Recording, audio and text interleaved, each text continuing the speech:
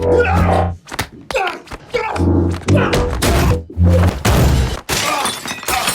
God, dear! Sam, he's got a knife! Sam! I can see that. We have a knife too.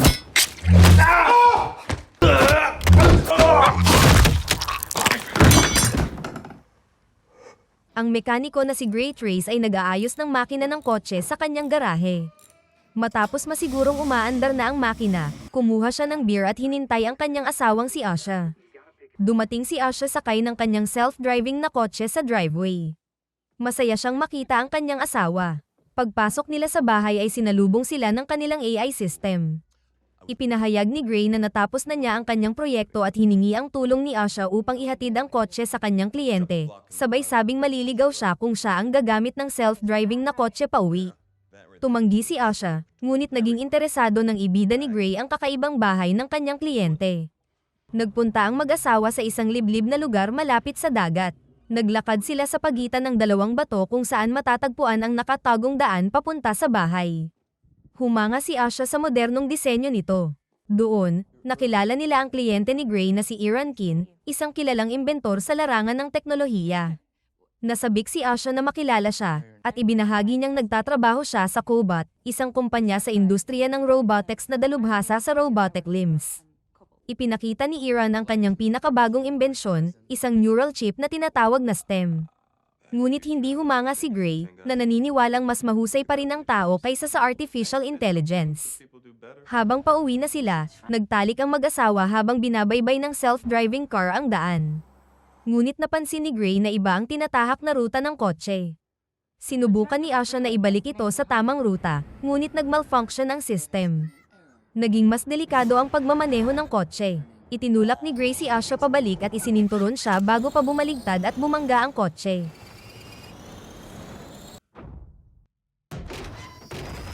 May mga taong nakakita sa aksidente pero hindi lumapit.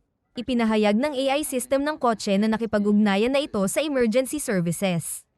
Lumapit ang 4 na lalaki at hinila sila palabas ng kotse. Sa itaas, mayroong police drone na nagre-record ng mga pangyayari. Pinwersa si Gray habang tinutukan si Asha ng isa sa mga lalaki at binaril ito sa dibdib. Pagkatapos binaril si Gray sa likod ng leeg dahilan upang siya'y maparalisa. Tinangka ni Gray na palakasin ang loob ng kanyang asawa, umaasang mananatili itong gising. Ngunit binawian ng buhay si Asha. Pagkalipas ng 3 buwan, nakauwi si Gray sakay ng wheelchair. Naputol ang kanyang spinal cord, dahilan upang siya'y maging quadriplegic. Nagkaroon ng mga bagong kagamitan sa kanyang bahay para tulungan siya, habang madalas siyang dalawin ng kanyang inang si Pamela upang alagaan. Nalugmok si Gray sa matinding dalamhati at trauma. Sa himpilan ng pulisya, nakilala nila si Detective Cortez na inatasang imbestigahan ang insidente. Ngunit hindi pa rin nila nahahanap ang mga lalaking umatake sa kanila. Dahil sa kanyang kondisyon at kawalang kakayahang makamit ang hustisya, lalo pang nalugmok si Gray sa depresyon. Tinangka niyang mag-overdose sa gamot dahilan upang muling maospital. Doon, inalok siya ni Iran ng magpa-implant ng stem na nilikha niya na mag-uugnay muli sa kanyang spinal cord at katawan. Tumanggi si Gray sa una, dahil mas gusto niyang wakasan na lang ang kanyang buhay. Ngunit pinalakas ni Iran ang kanyang loob. Tinatanong kung sa tingin niya ba ay gugustuhin ni Asha itong desisyon niyang sumuko na sa buhay. Napatulala si Gray at muling pinag-isipan ang alok. Kalaunan, sa bahay ni Iran, sumang-ayon na si Gray sa mungkahi ni Iran at agad na sumailalim sa operasyon upang ikabit ang stem sa kanyang gulugod. Matapos ang operasyon, nagsimula siyang sumailalim sa physical therapy. Dito, naigalaw ni Gray ang kanyang kamay sa unang pagkakataon matapos ang ilang buwan. Di nagtagal, nakalakad at nakatayo na siya. Naging matagumpay ang operasyon sa pamamagitan ng stem. Lumagda si Gray sa isang kasunduan ng pagiging kumpidensyal na nagbabawal sa kanyang ipaalam sa kahit kanino man ang tungkol kay STEM. Nagpatuloy siya sa therapy sa bahay ni Iran, panatag na siya pa rin ang may kontrol sa kanyang katawan at hindi ang STEM. Pagbalik niya sa kanyang bahay, pumasok siyang naka-wheelchair ngunit tumayo agad pagkasara ng pinto. Nakatanggap siya ng isang pakete ng ebidensya at mga ulat na iniwan ni Cortez. Inisa-isa niya ang mga dokumento at pinanood ang footage ng insidente. Bigla niyang narinig ang isang boses. Akala ni Gray ay may sumalakay, ngunit ipinakilala ni STEM ang sarili nito. I am STEM. The system operating your body for you. Tiniyak ni Stem na hindi siya nababaliw, ipinaliwanag nitong ang chip ay nagpapadala lamang ng mga sound waves sa kanyang eardrum upang makipag-usap. Itinuro ni Stem ang kanyang atensyon sa video footage, at ipinakita na ang lalaking bumaril kay Asha ay wala namang hawak na baril. Napansin din ni Stem na ang isa sa mga lalaking kasama ay may tato sa pulso. Sa pahintulot ni Gray, kinontrol ni Stem ang kanyang kamay upang iguhit ang tato. You now have full control again, Gray. Nakilala ni Gray na ito ay isang tato ng militar, at ginamit ni Stem ang mga numero upang makakuha ng impormasyon tungkol sa lalaki. Cirque Brantner, Marine Corps, 098422, O positive, Catholic. Address 414 Citrus, New Crown. Dahil sa biglaang pag-asa, tinawagan ni Gray si Cortez upang ibigay ang impormasyon, ngunit pinaalalahanan siya ni Stem na pumirma siya ng isang kasunduang kumpidensyal, kaya't hindi niya maaaring isapubliko kung paano niya nakuha ang impormasyon. Iminungkahi ni Stem na humanap muna siya ng pisikal na ebidensya. Gamit ang impormasyon mula kay Stem, nahanap ni Gray ang apartment ng isa sa mga sospek at pinasok ito. Sa loob, inutusan siya ni Stem na tingnan ang computer sa mesa sa harap ng sofa. Hinanap niya ang mga mensahe ngunit wala siyang natagpo ang kapaki-pakinabang na impormasyon maliban sa ilang ulit na pagbanggit ng isang lokal na bar na tinatawag na Old Bones. Habang nagsasaliksik siya sa bahay, may humintong sasakyan at may pumasok. Pinayuhan ni Stem si Gray na magtago at salakayin ang lalaking si Cirque. Ngunit nag-alinlangan si Gray. Wait.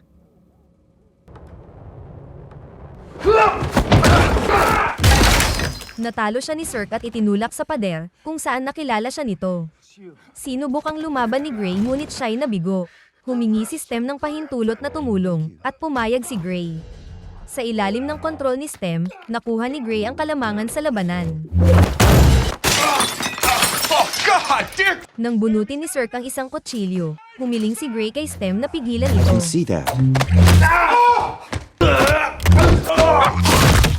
Sa pagkagulat, nagsuka si Gray sa lababo. Pinayuhan siya ni Stem na linisin ang lahat ng bakas ng kanyang presensya sa bahay, ngunit nananatili siyang tulala sa kanyang ginawa. I just killed somebody. Makaraan ng ilang oras, iniimbestigahan ni Cortez ang autopsy ni Cirque. Natuklasan ng coroner na maraming implant ang katawan ni Cirque, kabilang ang isang baril na nakatanim sa braso nito.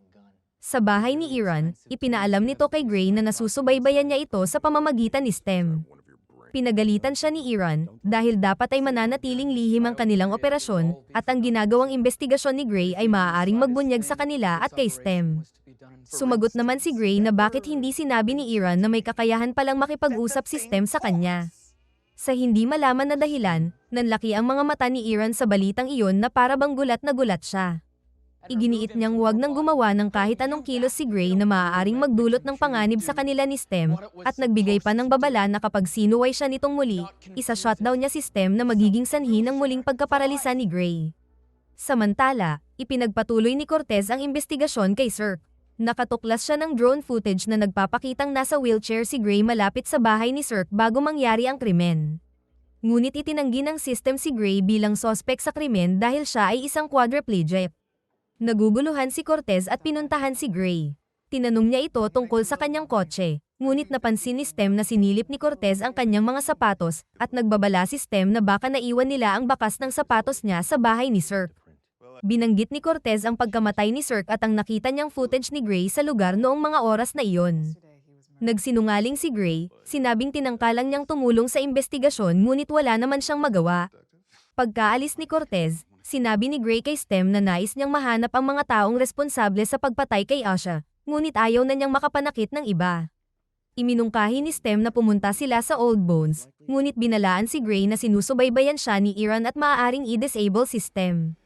Sa kabila nito, pinuntahan pa rin ni Gray ang Old Bones Bar. Tinawag niya ang mga tao sa loob. Nagtanong siya tungkol kay Cirque ngunit pinagtawanan lamang siya. Lumapit sa kanya ang isang lalaki na nagngangalang Tolan at tinanggal ang kanyang earpiece. Inamin ni Gray na siya ang pumatay kay Cirque, na ikinagalit ni Tolan. Dinala siya ni Tolan sa banyo kasama ang ilan pang lalaki. Here we are. Temporarily blocking your pain receptors. Sinimulang saksakin ni Tolan si Gray para alamin kung nakakaramdam pa ito ng sakit, habang hindi pinapansin ang mga tanong ni Gray. Nakuha ni Gray ang atensyon ni Tolan nang ituro niya ang implant ng baril. Sa wakas, inamin ni Tolan na nandoon siya noong naganap ang aksidente sa sasakyan. Habang kontrolado ni Stem ang katawan ni Gray, nakipaglaban ito sa mga lalaki at pinabagsak ang iba. How it's done.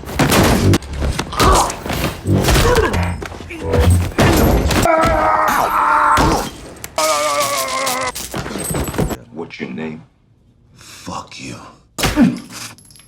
Stem, what do I do? Use the knife. Tinakot ni Gray si Tolan gamit ang kutsilyo pero hindi niya magawang saktan ito. I can do it for you. You don't even have to look. Okay, do it. No. Okay, enough, Stem. Stem, enough! You now have full control again, Gray. Sa wakas, inamin na ni Tolan ang tungkol sa pagpatay sa kanyang asawa na sinasabing isa iyong bayad na trabaho. Ibinigay niya ang pangalang Fisk, ngunit namatay siya bago pa makapagbahagi ng iba pang detalye. Mula sa sugat ni Tolan, nakita ni Gray ang isang chip na may tatak na Cobot, ang kumpanyang dating pinagtatrabahuhan ni Asha. Bago pa niya maisip ng husto ang bagong impormasyon, sinabi sa kanya ni Stem na sinusubukan ng i-deactivate ni Iran si Stem. Inutusan siya ni Stem na magmadaling pumunta sa isang hacker na malapit lang upang ma-disable ang kontrol ni Iran. Kumuha ng pen si Gray gaya ng tagubili ni Stem bago umalis sa bar. Dahil nagmamadali, iniwan ni Gray ang wheelchair niya at tumakbo. Habang papalapit sa lokasyon, binigay ni Stem kay Gray ang code na makakapag-disable sa access ni Iran kay Stem. Nagsimulang mawalan ng kontrol si Gray sa kanyang mga galaw dahil sa unti-unting pag-disable ni Stem. Admin DVXF lowercase I. The stairs. There's no time. Employ a rootkit. Nagmadali siyang gumapang paakyat sa hagdan patungo sa apartment. Samantala sa bar, si Fisk na siyang pumatay kay Asha, ay in-access ang alaala ni Tolan sa pamamagitan ng mga implant nito. Apartment 5147 in Spring is 10 minutes away. He's at 7th and Spring. Nalaman niya kung saan susunod na pupunta si Gray. Tinanong niya ang bartender kung bakit hindi ito nakialam sa laban at walang ginawa. Achoo!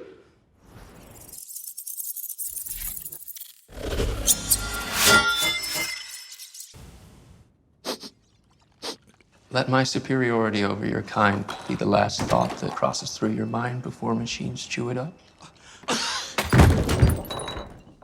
Dumating si Gray sa apartment ng hacker sa mismong oras na tuluyang na-disable ang system ni Stem. Hinili siya ng hacker na si Jamie papasok sa kwarto na puno ng mga taong naglalaro ng VR. Habang inaayos ni Jamie ang code, dumating sina Fisk at ang bodyguard nito sa gusali. Natapos ni Jamie ang code at sinabihan kailangan pang maghintay si Gray para sa reboot. May tumunog na alarm, senyales na malapit na sina Fisk. Dahil dito agad na nag-impake si Jamie at iniwan si Gray. What do you mean, see? What are you saying? Where are you going? Sa labas, dumating din ang security team ni Iran upang kunin si Gray. Hindi makagalaw si Gray at nagsimulang magpanik. Unti-unti niyang nabawi ang kontrol sa isang braso na ginamit niya upang gumapang. Tumigil siya nang makita ang isang imahe ni Asha bago pumasok sa kwarto si Fisk. Sa puntong iyon, tuluyang nag-reboot si Stem kaya nakatakas si Gray mula kay Fisk. It's good to be back, Gray. Hinabol siya ng bodyguard ni Fisk habang pinaslang naman ni Fisk ang security team mula sa elevator. Umakyat si Gray sa fire escape pero walang daan palabas sa bubong. Nakita ni Fisk ang bangkay ng kanyang bodyguard pero wala na roon si Gray. Bumalik si Gray sa kanyang bahay at laking gulat niya na nandoon si Pamela. Tinanong ni Pamela ang tungkol sa operasyon pero sinabi ni Gray na walang ibang dapat na makaalam nito. Masaya si Pamela na muling nakakalakad ang anak niya pero hindi ito nagbibigay ng ginhawa kay Gray. Sa kanyang tahanan, mukhang balisa at natatakot si Iran dahil sa pagkawala ng access niya kay Stem. Napanaginipan ni Gray si Asha na nakaupo sa tabi ng kanyang kama. Dumating si Cortez at sinabing nakita nila ang wheelchair niya malapit sa Old Bones. Nagdahilan si Gray na sinundan niya raw ang isang tao papunta roon pero nauwi sila sa isang laban. Swerte niya raw at tinulungan daw siya ng mga estranghero at isinakay sa taxi. Habang nagkukwento si Gray, palihim na ipinasok ni Cortez ang kamay sa bulsa ng coat ni Gray na para bang may inilagay siya rito. Inamin ni Gray na kaya siya naroon sa Old Bones ay dahil gusto niyang hanapin ang mga responsable sa pagkamatay ni Asha. If you are involved in this somehow, then you need to let me know. Right now. Or else I can't help you. Now you go and find these guys who killed Asher. Or get out of the way and let some computer do it. Naging emosyonal si Gray kaya umalis sina Cortez at Pamela. Ibinunyag ni Stem na ang code na ibinigay niya sa hacker ay nagbigay ng full autonomy kay Stem, kung saan hindi na nito kailangan ng pahintulot ni Gray upang kumilos mag-isa. Pinilit ni Stem si Gray na kailangan na niyang mahanap si Fisk bago sila mapatay nito. Kinontrol ni Stem si Gray at inarmasan siya. Nakita siya ni Pamela na naghahanda. Nag-aalala, tinanong niya si Gray kung ano ang ginagawa niya, ngunit hindi siya sumagot. Sa loob ng kanyang kotse, nakikinig si Cortez mula sa transmitter na inilagay niya kanina sa coat ni Gray habang nagsusulat ng mga tala. Narinig niya si Pamela na nagsabing umuwi si Gray na may dugo sa katawan at kasalukuyang may dalang armas. Nakita ni Cortez na lumabas si Gray mula sa garahe at sinundan niya ito. Habang nagmamaneho, natagpuan ni Gray ang listening device sa bulsa niya. Hindi ito nakita ni Stem dahil analog ang device. Itinapon ito ni Gray sa kalsada. Binuksan ni Cortez ang kanyang police siren at sinimulan ng paghabol kay Gray. Upang makatakas, nagsimulang magmaniobra si Gray sa gitna ng trapiko. Ngunit nakasunod pa rin si Cortez. Tinulak ni Gray ang isang sasakyan papunta sa harap ng sasakyan ni Cortez, dahilan para bumagal ito. Nang mapansing hindi sila makakatakas, kinontrol ni Stem ang isang self-driving car at ibinangga ito sa sasakyan ni Cortez. Move, Gray. Dahil dito, nawala sa kanyang paningin si Gray at bumalik sa bahay upang tanungin si Pamela, na ngayoy umiiyak. Maya-maya ay natagpuan ni Gray si Fisk sa bahay nito at tinutukan ng baril. Inilahad ni Fisk na isa siyang sundalo na nasugatan sa digmaan. Pagkatapos noon, ginamit siya bilang eksperimento ng Cobot. Iginiit ni Fisk na dahil sa kanyang ginawa, nagkaroon ng upgrade si Gray sa kanyang buhay at naging mas malakas kaysa sa karamihan. Inalok niya si Gray na sumama sa kanyang grupo. Ngunit nais malaman ni Gray ang buong katotohanan. Ibinunyag ni Fisk na hindi talaga tungkol sa Cobot ang kanilang misyon, kundi layunin lang talaga nilang sirain ang spinal cord ni Gray at si Asha ay isa lamang collateral damage. Dahil sa galit, pinaputokan ni Gray si Fisk. Nakailag si Fisk at nadisarmahan siya. Naglaban ang dalawa, kapwa may upgrade at tila pantay ang lakas. Nagbabala si Stem kay Gray tungkol sa mga nanobots ni Fisk, kaya't pinigilan niya itong pakawalan. Nalito si Stem kung paanong nanguhulaan ni Fisk ang kanyang mga kilos. Sa huli, natalo ni Fisk si Gray sa pader at tinutukan siya ng sandatang kamay. Hindi alam ni Stem kung ano na ang gagawin. Naisip ni Gray na kapatid ni Fisk si Cirque. Tinukso niya si Fisk sa pamamagitan ng pag-insulto sa kanyang kapatid. Nagalit si Fisk at sinuntok siya, at ginamit ni Gray ang pagkakataon upang makabawi at patayin si Fisk. Pagkatapos pinilit siya ni Stem na ipagpatuloy ang paghahanap sa tao na nag-utos ng lahat. Sa pakikinig sa isang phone recording, narinig nila ang boses ni Iran na nagbibigay babala kay Fisk tungkol kay Gray. Listen to me, Fisk. He is going to find you. You need to finish this before he kills both of us. You know what this means, Gray. We're not finished yet. Dumating si Gray sa bahay ni Iran at madaling tinalo ang kanyang mga security. Aaron! Isang gulong-gulo at takot na Iran ang naghihintay sa kanya. Inakusahan siya ni Gray bilang utak ng lahat, ngunit mariing itinanggi ito ni Iran. Dumating si Cortez at tinutukan ng baril si Gray. Inutusan siya nitong dumapa upang posasan siya. Ngunit, kinontrol ni Stem ang katawan ni Gray. Nakiusap si Gray kay Stem na huwag saktan si Cortez. Nilabanan niya ang kontrol ni Stem kahit pabinalaan siya nitong maaari nitong sirain ang kanyang isipan. Hinawakan ni Gray si Cortez sa leeg at nakiusap sa kanya na gamitin ang taser. Ginawa ito ni Cortez at pansamantalang napahinto si Stem. Tinutukan ni Iran ng baril si Gray at ibinunyag na ang buong katotohanan. Si Stem ang may pakana ng lahat ng ito. Kinokontrol siya ni Stem simula't simula pa. Si Stem ang pumili kay Gray bilang host at ginagamit lang siya ni Stem upang patayin si Iran, ang nag-iisang tao na makakalikha ng isa pang Stem. Habang nagre-reboot, inamin ni Stem na totoo lahat ng sinabi ni Iran. I did pick you. You should be honored. I needed a human body to fully evolve. Nalungkot si Gray sa pagkaalam na niloko siya ng parehong bagay na pumatay sa kanyang asawa. Nagsalita si Stem gamit ang AI system ng bahay. Put the gun down, Aaron. Don't listen to him. Nang tinangkang barilin ni Stem si Cortez, muling nilabanan ito ni Gray. You are not in control! I am! Nagising si Gray sa isang ospital kung saan naigagalaw pa rin nito ang kanyang mga braso at binti. Natakot siya at tinawag si Stem, ngunit walang sumagot. Sa halip, pumasok si Asha, buhay at masayang nakita siya. Sinabi nitong 2 araw siyang walang malay matapos ang isang aksidente. Hindi makapaniwala, tumingin si Gray sa asawa niya nang may luha sa mga mata. Ngunit sa bahay ni Aaron, ganap ng kinontrol ni Stem ang katawan ni Gray. Nasira pala ang isipan ni Gray nang labanan niya si Stem, kaya't ganap na naiwaksi ni Stem ang kamalayan ni Gray at tuluyang inangkin ang katawan nito. Pinaputukan ni Stem si Cortez at umalis. Nanatili si Gray sa ilusyon na nilikha ni Stem para sa kanya, masayang muling nakasama ang kanyang asawa, habang si Stem ay umalis sa lugar na may ganap na kontrol.